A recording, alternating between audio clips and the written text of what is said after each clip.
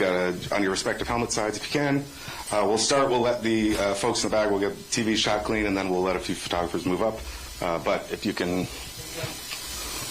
sit down, please. The second row, third row.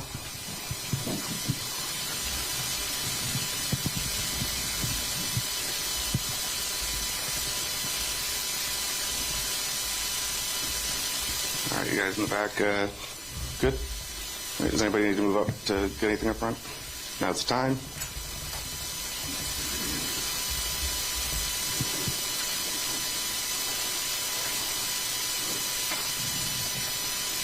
Then we'll, all right, just another second or two, and then we'll let them get to their spots and get rolling here. All right, thank you, guys.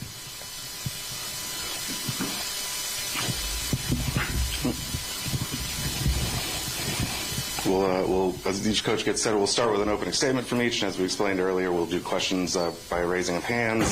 We'll get a mic to you, and then from there, we'll just ask you to identify yourself before asking a question. And if Coach Heupel, if you go ahead and get us started with your opening statement, we'll move on to Coach Ferentz, and then we'll get rolling. Yeah, good morning, everybody. This has been a great week for our staff, our families, and our players. I want to thank Steve Hogan and everybody associated with Florida Citrus Sports. It's a first-class operation. They've done a tremendous job of creating a great experience and taking care of everybody the entire week. It's been fun for myself, my wife, and a lot of our staff to be back in the great city of Orlando. A lot of great memories, having spent 3 years here. And it's been fun to catch up with a lot of familiar faces, those at UCF, but also throughout the entire community. It's been a fun week to kind of go back and get a chance to see a lot of people that have helped me on my journey and been a part of the success that we've had, at the previous stop at UCF. And excited about the game tomorrow. This is a big-time college football game. A great way to kick off 2024. We recognize Coach Ferentz and his staff and their program, what they've done this year, but during the course of his tenure as well. They play extremely tough, smart, and physical. Great opponent, and looking forward to kicking off. All right, Coach Ferentz, we'll let you go for a moment. Okay. Same thing. Just, it's great to be here, first and foremost. We were here 2 years ago, and I was at an event last night. Worked with a guy named Bill Brazier. Back in the 80s on Coach Fry's staff, defensive coordinator, and he had a saying. He says, there's no such thing as a bad bowl game. Some are just better than others. And I can tell you firsthand, this is one of the best out there. It's just a fantastic experience for everybody involved, our players first and foremost, staffs, families, the travel party. So it's just been outstanding. As Josh said, Steve and the whole committee do just a wonderful job. So we're certainly thrilled to be back in Orlando and have a chance to play in a game like this. And, bowl games are special. They're really special. And they're special for the players, special for everybody involved. And to be in Orlando and be part of the Cheez-It Citrus Bowl is just a tremendous opportunity for us. So we're very appreciative of that. A couple things about bowl games. Typically, every time you're in one, you're going to play an outstanding opponent. In our case, we tend to be the underdogs. I think it's been all but maybe two in our 20-plus years, so that kind of seems to be the way it is. But, bottom line is both teams have earned the right to play in a game like this. It really is significant in that way. And the other commonality of the bowl games, it's the last game that our teams will be together, both teams, staffs, et cetera. So makes it a little bit unique in that way, a little bit bittersweet. Certainly the goal this week for us is like each and every week, you just want to try to play your best game. And the challenges of the month are a little bit different. I think that's probably the biggest change. So I have tremendous respect for Tennessee. Josh has done a great job, as any local people well know. He did an outstanding job here.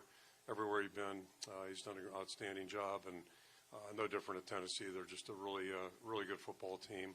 Put a lot of pressure on their offensive system, a lot of stress on your defense.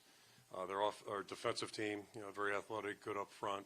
A lot of big, strong guys that are active and physical, and special teams are very impressive as well. The punter's done a really nice job, really good place kicker, outstanding punt returner, and so just a lot to prepare for, a lot of challenges out there for us tomorrow. So, we're just excited to be here, and last game of the season again. Like I said, it's really a special thing. A lot of people involved, and think about a guy, our equipment guy, Greg Morris, 23 years. Is our head equipment guy and 30 plus years in the program. was a student at Iowa. It's his last game as well. So, yeah, just a lot of little side stories, if you will, but it's really all about the game, and we're excited to get out there and have a chance to compete tomorrow. All right, thank you both. I didn't see any early hands, but if you have a question, raise your hand. We'll get started with, we'll go to the blue shirt and the riser in the back, and then we'll move up front. We don't have a mic. We'll start up front, and then we'll go to the blue riser in the back since we've already got a mic up here. Good morning, gentlemen. Happy New Year. Kyle Nash with the three-point conversion. I have a question for each of you. We'll start with Coach Ferentz. Both of you are making a return to Orlando in your each unique way. Coach Ferentz, last time you were here in Orlando for the Citrus Bowl, we talked about the state of college football and how it changed and all that. You mentioned a text from Coach Stoops. It was an excellent story. But to bring it here, what has helped you? What have you done to kind of maintain that success to return to the Citrus Bowl? Well, yeah, sorry to say 2 years later, we're in worse shape than we were 2 years ago. I think it was possible, but we, the adults, have done a lot to really kind of screw this thing up, and we've got a great game. So I do, old guy in the room, I've got some concerns about what the future is going to look like. I think most people are aware that we have some real issues right now. I'm not sure what we can come to agreement what the remedies may be. But, you see a lot of things that just concern you. And again, there's a lot of moving parts, so I'm not going to pretend I have all the answers. But despite all the challenges, I think the thing that remains consistent, the single best part about what we do is get to work with, really high quality young people. And that hasn't changed. It was the same way 2 years ago, 10 years ago. And, that's a part you really enjoy. And I've always told people, I think at any job, you got X amount of percent of things you don't really look forward to doing. And then another percent hopefully you do like doing. And if that percent outweighs the other side, then it's still a pretty good deal. Thank you for that. And Coach Heupel, you started out at UCF, your previous job there. I used to do weekly pressers with you as well. Yeah, it's been a while. How have you changed as a coach with your time at Tennessee since you left Orlando? Yeah, I think when no matter what role you're in whatever profession you're in, you continue to learn how to become a better communicator, how to impact the people around you in a positive way. You continue to refine what you're doing inside of your program 365 days out of the year to allow kids to go be their best and create a culture that they enjoy being in and love competing in, and just continue to do that. You learn so much, as a leader of the program, you learn so much from the people around you, and in particular the student athletes, and those guys have been instrumental in the growth of who we are and what we do. All right, now we'll go to the back, blue shirt. Owen Sebring with KGAN in Cedar Rapids. This question is for Coach Heupel. I believe you're at Oklahoma. Chuck Long would have been your quarterback coach, I think? We had a lot of Iowa guys down in Oklahoma. I was just curious if you still have any sort of relationship with Coach Long, or if some of the things that you might have learned from him as your coach back then. Man, I learned a lot from Coach Long. He helped refine me fundamentally, helped me continue to grow in my understanding of the football game, how to lead the people around me. That staff was filled with, the Stoops brothers. Jonathan Hayes was there as well. Those guys have all made such an impact in who I am and what we do inside of our program. Look at the success that we had. That was because of a lot of the things that they learned while they were at Iowa as players and as coaches, and have good relationships with a lot of those guys where I still talk to them, periodically throughout the year. We'll go to the front right here. This is for both of you guys as well. Back to what Kyle was talking about earlier, the December crush and how you guys dealt with it, with guys opting out, the transfer portal, signing day, all of this that you've had to deal with bowl preparations, and how did that affect you, and how did you go through that? You want to answer that one? I think either of us do, quite frankly. Yeah. I think, Coach kind of alluded to it, the calendar in which we operate now. It changes the way December and, part of January unfolds for you. I think, as we continue to move forward in this great game, it's something that we have to look at. It's different because, when your regular season ends, you go through exit interview process. Each individual player's in a different position, and for a period of time, there's some uncertainty with a portion of your roster. And for us, I think as we finished up signing day, that kind of became the lead into the bowl game where You felt good about who was there, where they were at, their ability to play in the game, and be a part of your roster. We'll take one Yeah, down. it's just, it's just a different world. Even 20 years ago, you had guys possibly opting out for the NFL, not near the extent now. But there are just a lot of parties involved now. It's not always healthy voices that the players hear. And some of the parties involved aren't necessarily thinking about what's best for the individual young people. And that's, it just kind of flies in the face of what we try to do as coaches, I think. So that's part of it. And, as Josh alluded to, we've opened the rules up now where it's really easy for people to make bad decisions. And I've always, not always, but for a while now, I've been just concerned about, how our thirst for the playoffs and our thirst for the national championship race, 2 teams, 4 teams, with all the focus going there with the public and the media, it really diminishes some of the other bowls. And our first bowl game in 2001 was the San Antonio Alamo Bowl. And, we won it. Bob Sanders, the shortest guy on the field, came out with the ball. Wes Welker was in that group, too, another short guy, but 2 pretty good players. Sanders comes out of the game with the ball at the end. They threw a Hail Mary. And it was like we won the Super Bowl. Like, that was a really important game, an important year for us, our 3rd year. And, we didn't turn the corner, but at least we were showing some progress, making traction. So, those games do mean a lot. They mean a lot for the people involved. And I just think right now there's a trend where, it's not the whatever game. It doesn't matter. And I think anybody that's ever played the game, that's why you play. You play to go out and compete, do your best every opportunity. And when I coached at Worcester Academy, every game was important. So, we've really drifted away from that a little bit, and I think that's unfortunate because a lot of people are missing out on some really special experiences. And that's too bad. All right, we'll take 2 down front here side by side, 1 on the riser, and then we'll come back up front. Hey, Kirk, right down here, Elliot Clough, Rivals.com. You got Luke Lachey, Jay Higgins coming back. As you're looking to bring some more of those guys back who are considering NFL options, I just curious as to how important a foundation of bringing Luke and Jay back, 2 team captains already, and know they're back next season. Yeah, it certainly doesn't hurt. Those guys are so respected in the program, for rightfully so. They've earned it. So that doesn't hurt. But, my only request for our players, particularly the last 10 days, was, if you haven't made a decision, compartmentalize that stuff. It's kind of like high school kids with recruiting. Don't let that dominate your life. You're spending all the time looking over the fence, and it can be really distracting. It's hard. It's a really hard thing for the young people to go through 2 years ago. I thought Riley Moss was a little distracted down here, quite frankly. And then he surprised us all and came back, and he was not distracted his senior year. But it's a tough thing for young people to deal with. So our request is, just put it on the shelf. They've got plenty of time to make the decision when they get back, and ultimately, it's like recruiting in this way. You want the player to make the decisions best for him, and he's got the best seat in the house for that. But he's got to go through it methodically, get good information, and accurate information from people that actually do know, not Uncle Joe or some agent telling them this, and this. So we just try to give them good information to deal with.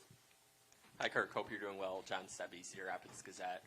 Now, as you wrap up year number 25, Phil Parker has been with you for all 25. Obviously, the overall defensive results have been acknowledged. But is there anything that Phil does that you think really hasn't gotten a ton of attention that's been kind of key to his success? Well, Josh mentioned the Stoopses, and when I was an assistant at Iowa, I always looked at Phil. Guy's three-time All-Big Ten. He's not very big. He wasn't that fast, but he's just really smart and tough. And I always felt like, he could be in the Stoops family if he was an Iowa guy. So I had great respect for him as a player, and I've had a chance to work with him for, 25 years. I'll say this, unequivocally the best secondary coach I've ever been with, and I've been around some pretty good ones. He's a quality human being. He's half crazy. I think you've noticed that. He's got a little different personality. I don't want to call it an acquired taste, but some of those looks he gives you, it's like, okay, but he's just a tremendous football coach. He's had 2 jobs his whole career. That's kind of unusual for a guy his age. But that's who he is. He just wants to coach football. He's all about the players, all about trying to get better. And, and I think Josh, hit on this earlier. Just when you're around good people on a day-to-day basis, players, staff, that's a fun part of it. And it's neat to see Phil's efforts being recognized a little bit right now. I'm kind of surprised, the national stuff, because we normally don't get those kinds of things, but it's so deserved and just really fitting. We'll go back, and then we'll come back up this way. Hey, Coach Ferentz, Jake Bren, Local 5 Sports. You mentioned a lot of those bowl games losing their luster with opt-outs and guys just leaving, but that hasn't been the case for your program. Why is it different at Iowa? I don't know if I can answer it other than, just despite all the changes right now, there's still, I think there's still players out there that want to do it for the right reasons. And really enjoy the competition of the game and the thing about football that is so unique. And I've never coached any of this. Well, I did coach girls basketball 2 years. The AD made me do it at Worcester Academy. But, football is so different because you get so many moving pieces, so many parts. So, when guys get to understand what the value of teamwork and working together with a bunch of folks, a fifth-year DB might not know a freshman offensive lineman real well, but when you can get them to understand that everybody's trying to do the same thing, I think it makes it really unique and special. And, I think there's still a lot of players out there, excuse me, that are motivated for that. And you just got to look hard and, be a little bit lucky too. But we've been really fortunate to have a lot of good guys. And it's usually the guys in the front of the room are the ones that are, I mentioned Lachey and Higgins, 2 guys that are great leaders. So they help bring other guys with them and, hopefully stay focused on what really is important. All right, come down on the aisle here, and then the end of the row here, and then 2 on the left. This is for both of you. Coach Ferentz referenced the unhealthy voices that some kids hear. How much have you all encountered tampering, and how big of a problem do you feel like that is in today's game? Yeah, certainly a part of it.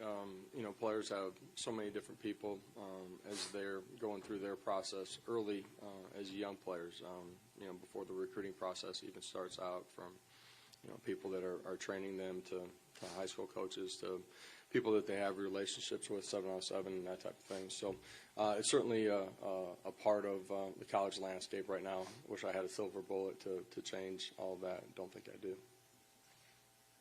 So I'm thinking of a funny story. It's probably 15 years ago. We had a guy visit our campus for maybe all of, 16 hours because, he had to move and all that kind of stuff. And I was told afterwards give his mentor, Omar, a phone call. So anyway, I gave him a call. And, we're talking about the situation a little bit. And I finally asked Omar, I said, if you don't mind me asking, like, what is your role? Like, I'm a mentor. I'm a mentor. So the young man that we were talking about was about 6'7", 330 pounds. I didn't ask him, but I was really curious. Like, do you mentor anybody on the chess team or the debate team? Sometimes those things happen. It's really unfortunate, and there are predators in every business, every profession. But when people are really invested in young people, that's a good thing. And you see a little drift now. Some players have to train with this guy instead of their high schools, and it's the world we're living in right now. And what we do isn't really that hard. Like, training's not all that hard. It's just a matter of hard work, having a good plan, and right down the list. I mean, none of this stuff is really that complicated, but what is complicated is just all the peripheral noise and peripheral interference and all those kinds of things. So again, it circles back to, you got to get kids that can focus on the things that are important and keep their attention there. Yeah, whether it's, playing in a game like this or, year round, there's always something it's an obstacle, and distractions aren't new to life. I mean, I did coach, like I said, started in the late 70s, but, the distractions that are available now have really changed, and social media has really driven that too. But so it's just, there are more things to try to be proactive about than there used to be, I guess. Hi, this is Scott Docterman with The Athletic. This is for both coaches. As difficult as December has become with the transfer portal, with an earlier signing period, God forbid you want to spend time with your family for a little bit over the holidays, and then you also have to prepare for a game. Next year it gets exponentially worse because both of your programs have been in competition for a playoff, and next year you have a 12-game playoff, games in the middle of the month. How do you anticipate trying to navigate this? And is now the red light flashing that something absolutely has to change, or you guys will either burn yourselves out or there'll be some tragic results? Yeah, if you look at the placement of the first round of playoffs, everything that's going on in those first couple of weeks of December, how you add in preparation for a game of that size and magnitude during the course of what's happening, it wasn't like, I wasn't on the phone or flying somewhere or in somebody's house or, out of school every minute of the day. There's not enough time to accomplish everything that you needed to at this point in the season or at this point in the calendar, let alone if you're preparing for a game like that. And, that's where, again, the calendar of how everything unfolds, the game has changed so quickly, so dramatically. I do think it's something that we got to look at. Those are just some of the unintended consequences that we really don't give thought to before we make decisions. And the irony, in my opinion, is it's like a lot of things that are going on right now. We always lead with what's best for the student athletes, but we don't always practice that with some of the decisions we make. And there are certain absolutes I kind of try to live with. And when you're involved in game prep, when you're involved in competition, in my mind, our focus needs to be on our players, the guys that are on campus. That's what we promised them in recruiting. And then, meanwhile, we're, like Josh said, we're flying over here and seeing this guy and all that kind of stuff. And so it gets a little bit tricky that way. And in my mind, the competition part of what we do should be protected, really should be protected for everybody involved. And, so there's a lot of gray area right now, and that's something we're going to have to work through, I think, sometimes, again, that pressure, the playoff pressure, we got to do this, got to do that. I've always marveled at, North Dakota State's a great example because they go every year and play 18 games. Like, how do you guys do that? You can take finals and just all those things that they have to work through. It's really a heck of a challenge. And it puts a lot of pressure on the players, too, and that's not to mention the wear and tear of a season because it's a hard game. It's a hard game to play. Should have asked Coach Kleiman that the other day. We're going back to the left on the pink shirt, and then Mike Bianchi behind her. KCK from WAT in Knoxville. This one's for Coach Heupel. You mentioned on Tuesday that Joe Milton was going to be on the sidelines during tomorrow's game. I'm just curious what role you want him to play and how beneficial that can be, not just to Nico, but to the entire team to have him there. Well, Joe's done it the right way during the course of his career. You look at, how everything's unfolded. It's the guy that chose to stay, believed in, his teammates, what we were building, and how his coaching staff and players around him were going to help him grow as a player. Did a lot of really great things during the course of this season. He's been a huge impact on our program for, game day on Monday. Be another voice to help Nico as he comes off the sidelines, things that are going on, being able to help him, get ready for the next set and also create positive energy. Besides being the quarterback on the field, throwing the football, making decisions, every other part of his roles that he's had during the course of the year, he can still have on the sideline. We're going to the left, then the white shirt with the hat, and then we'll go back to the riser. Yeah, Mike Bianchi, Orlando Sentinel. Coach Hype, can you elaborate just on your return to Orlando, any feelings of nostalgia, warm feelings, and also just year 3 at Tennessee, where's your program at, and did you expect it to happen so quickly? As far as what we've done at Tennessee, where we started and took that program over at, how we were able to build a culture, re-solidify the locker room, continue to grow the success that we've had. We've been disappointed with some of the results this season, obviously, but, who we are, what we're about, and how we're continuing to grow, what we've been able to recruit. We're really excited about the future. So, there's so many people that go into reestablishing the foundational pieces of, one of the greatest programs in the history of college football. And we got to continue to grow. We got to go chase championships. I know that's the standard at Tennessee, but excited about the future. And as far as, being back in Orlando, I mentioned it at the beginning. It's unlike you to show up late for a press conference. I thought that might get a couple chuckles out of the Orlando crowd, but maybe not.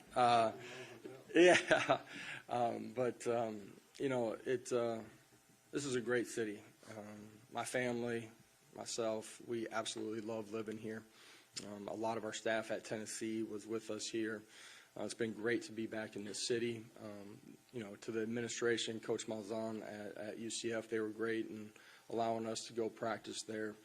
We rode in the first day, rode through campus. You get off the bus, you're sitting right next to the bounce house, get a chance to go on the practice field. It was a lot of fun because there's so many great memories that came back. Got a chance to talk with a lot of people that have been a huge part of my journey and our journey. So it's been a great week. We had a night where we had 25, 30 players that got an opportunity to come by the hotel and kind of hang out. It was a great night. All right, last couple will go here and then back left on the right side. Kind of building on what Scott asked earlier, if we could put you in charge of college football for like a day, and you could change some things about either the calendar or whatever, what would you do? What would you change? Yeah, I think first thing we need a commissioner. We talked a little bit about that yesterday, I believe, and just it's a lot of independent contracting right now, and it's really hard to get people to visit. And I said something to Jim Delaney about that, I don't know, 13, 15 years ago. Just sitting in meetings, listening. It really seems like, in my opinion, I'm going back over a decade. It seemed like the Power 5 commissioners need to get in a room and visit. Maybe throw a couple athletic directors and coaches in there as well, just to get some, specific feedback, that type of deal. And, just have a summit and really basically blow everything up and try to start over again, maybe come up with a little better model. And that's a while ago. So, I mean, things have changed and continue to change. There's a lot of things to address. But I think some type of common voice or, common set of, we don't have any structure right now. I guess that's my biggest complaint. And there's not a lot of transparency when you talk about NIL, a lot of embellishment, a lot of stuff going on out there. So, 6 years in the NFL, and I've never had a bad job. I really enjoyed my time in the NFL. But one thing about the NFL, 32 teams all play by the same rules, everything's the same. The field truly is level. It's a really good thing if you can draft a good quarterback. That's a good thing. That gives you an edge. Or if you have a really good owner, and so certain jobs have inherent advantages, but at least at that league, like everybody kind of starts even. And when I was in the league, the Bengals were terrible, and now they've played at a really high level. So it just shows everybody's got opportunity. I'm not sure college football is like that a little bit, and somehow, some way, we have to come up with some structure. I guess if I boiled it down to one thing, and then there was enforcement too, which is another thing the NFL has, and college football is really lacking in that department. So. And it's hard because we've had a governing body trying to overlook however many schools play collegiate sports, and there's a big difference between football and whatever football co-college. The AD was up there 10 years ago. We were talking about some rules, cup blocking, coincidentally, and he had no idea. Yet he's voting on it. He's a really good guy, and so I'm not mad at him. But it's like, why are you voting on that? You don't have any idea on the topic. So it's just an illustration of some of the. We need to centralize things a little bit and at least try to come up with some kind of structure that's workable for everybody. The game's always changed, and I think that's a positive thing. Growth. It's changed so rapidly, so quickly that I do think you got to take somebody has to take a hard look at how we put all these pieces together and continue to have the greatest game that there is, and do it the right way for everybody involved, and players at the center point of that. And to do that, I think you got to have all the players, and when I said players, all the decision makers in the room, and somebody's got to grab a hold of the reins and take it in the right direction. We'll take one last one on the left here. Paige Dower, WBLT Knoxville, back here. Coach Shinbanks was asked the other day about losing a few guys to the transfer portal and how he viewed it. He called it an opportunity. How would you say the younger guys have taken advantage of that opportunity or risen to the challenge, especially in this final week? Yeah, our practice and our preparation back home and here has been really good. The bowl season, and Coach was talking about the changes, during the course of his career to it. There's more guys that have opted out. You got guys that have made decisions to go to the NFL. Some have hit the portal. It creates opportunity for guys that maybe haven't played a ton on a unit. They've gotten some reps, probably played a lot of special teams, but it's an opportunity for the young guys to take ownership and go prove that they're ready to go play at a high level. And in some ways, these bowl games are, a culmination and a finish to the 23 season, but they're also, the start and kickoff for a lot of those young guys to 24. All right. Coach Heupel, Coach Ferentz, thank you for being here this morning. We appreciate your time, as we have all week, and good luck tomorrow. Thank you. Thank you all.